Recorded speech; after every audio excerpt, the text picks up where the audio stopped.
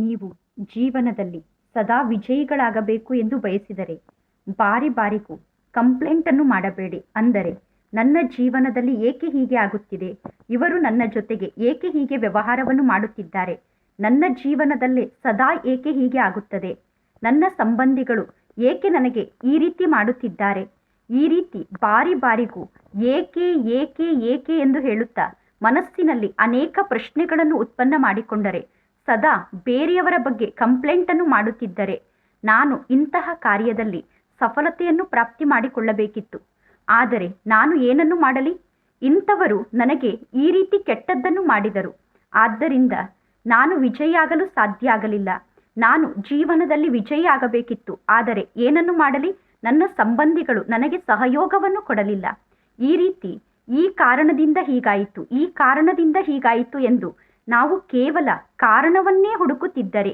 ಏಕೆ ಏನು ಅನ್ನುತ್ತಾ ಜೀವನವನ್ನು ಕಳೆಯುತ್ತಿದ್ದರೆ, ಅಂದರೆ ಕೇವಲ ಬೇರೆಯವರ ಬಗ್ಗೆ ಕಂಪ್ಲೇಂಟನ್ನು ಮಾಡುತ್ತಿದ್ದರೆ ಎಂದೂ ನಾವು ಜೀವನದಲ್ಲಿ ಸಫಲತೆಯನ್ನು ಪ್ರಾಪ್ತಿ ಮಾಡಿಕೊಳ್ಳಲು ಸಾಧ್ಯ ಇಲ್ಲ.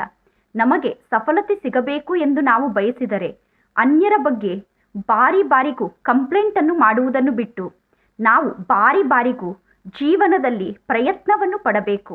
ಯಾವ ಕಾರ್ಯದಲ್ಲಿ ನಮಗೆ ಸಫಲತೆ ಸಿಗುತ್ತಿಲ್ಲವೋ ಆ ಕಾರ್ಯದಲ್ಲಿ ಸಫಲತೆಯನ್ನು ಪ್ರಾಪ್ತಿ ಮಾಡಿಕೊಳ್ಳುವುದಕ್ಕೋಸ್ಕರ ನಾನು 1000 ಬಾರಿ ಸೋತರೂ ಕೂಡ ಪುನಃ ಪ್ರಯತ್ನವನ್ನು ಪಟ್ಟರೆ ಅವಶ್ಯವಾಗಿ ಸಫಲತೆ ಸಿಕ್ಕೇ ಸಿಗುತ್ತದೆ.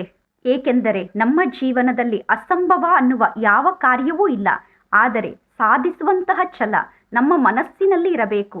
ಅನ್ಯರ ಕಾರಣದಿಂದ ನನ್ನ ಜೀವನದಲ್ಲಿ ಈ ರೀತಿ ಆಯಿತು ಎಂದು ಹೇಳುವ ಬದಲು ನಾನು ಗುರಿಯನ್ನು ತಲುಪಲೇಬೇಕು ಅನ್ನುವ ಗುರಿಯನ್ನು ಇಟ್ಟುಕೊಂಡು ಬಾರಿ ಬಾರಿಗೂ ಪ್ರಯತ್ನವನ್ನು ಪಟ್ಟರೆ ಅವಶ್ಯವಾಗಿ ಎಂತಹ ಕಠಿಣ ಕಾರ್ಯ ಆಗಿದ್ದರೂ ಕೂಡ ಆ ಕಠಿಣ ಕಾರ್ಯದಲ್ಲಿ ನಮಗೆ ಸಫಲತೆ ಸಿಗುತ್ತದೆ.